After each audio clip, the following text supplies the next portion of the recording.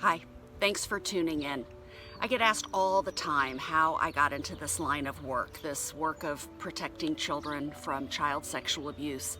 And my answer is, like most of the amazing things that have happened in my life, quite by accident.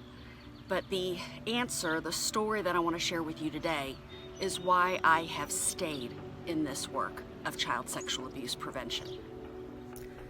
Angie was maybe 10 or 11 when I met her. I was in my mid-20s and her mom was one of my best friends. Within a few years, my friend got married, and while she and I stayed dear friends, her new husband, Angie's stepdad, I wasn't a fan. There was no good reason not to like him. He was a nice enough guy, a talented writer, and he clearly loved Angie's mom deeply. But there was something. When Angie was in middle school, her mom confided in me that Angie was cutting.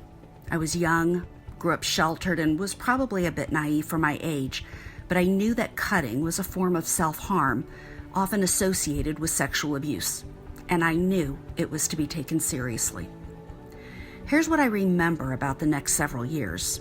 I remember dancing around the issue. I was afraid to make an accusation that couldn't be taken back, afraid to make a possibility a reality. I wasn't equipped. I had absolutely no idea how to talk about the possibility that my friend's husband might have been sexually abusing her daughter. And I remember my friend never leaving her husband. She was too afraid what would become of this emotionally unstable man who wrestled with depression and anxiety without her. As time marched on, I found it more and more difficult to be a part of the dynamic of this family that I didn't understand and I didn't know what to do about. I just knew that it felt bad and it felt wrong to me. Eventually, my friend and I drifted apart, and I, of course, lost touch with Angie, and she would pop into my head every now and again, and I would wonder how she was, but I'd eventually go back to doing whatever I was doing.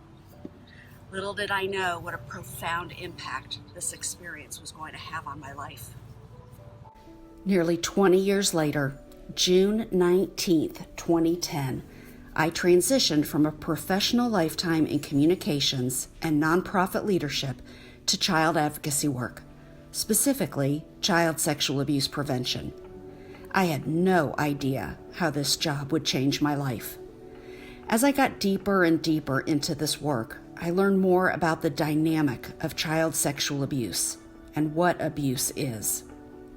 I had the honor of hearing people's stories and started to understand how child sexual abuse can happen, why so many children carry the secret of their abuse, often into adulthood and sometimes forever, how the survivors wrestle with shame and blame throughout their journey of healing.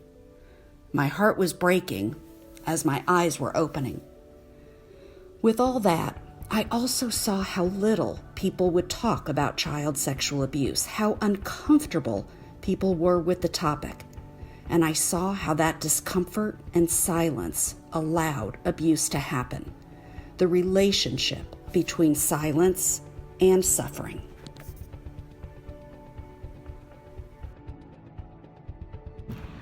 Realized that I had let Angie down, not because I didn't care about her, because I didn't know what to do.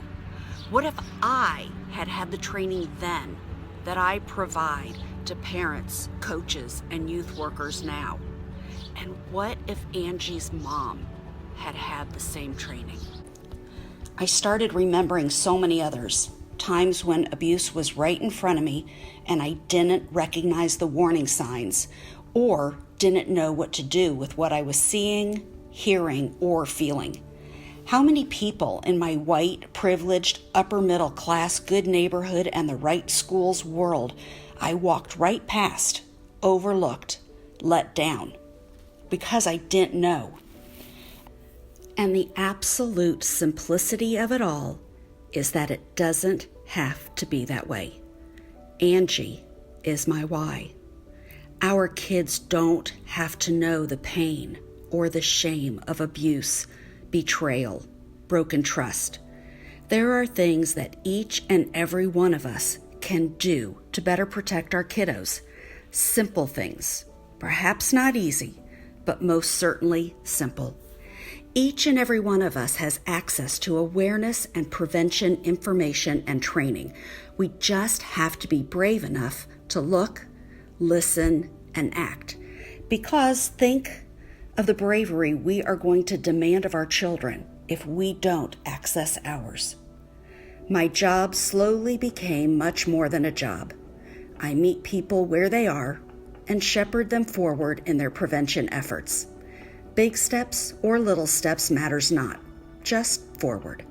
If I can inspire and empower adults to walk through the silence, shame, and fear and start talking about child sexual abuse prevention, and then walk alongside as they begin to change their child protection behaviors, well, then maybe, just maybe, I am helping the Angies of today.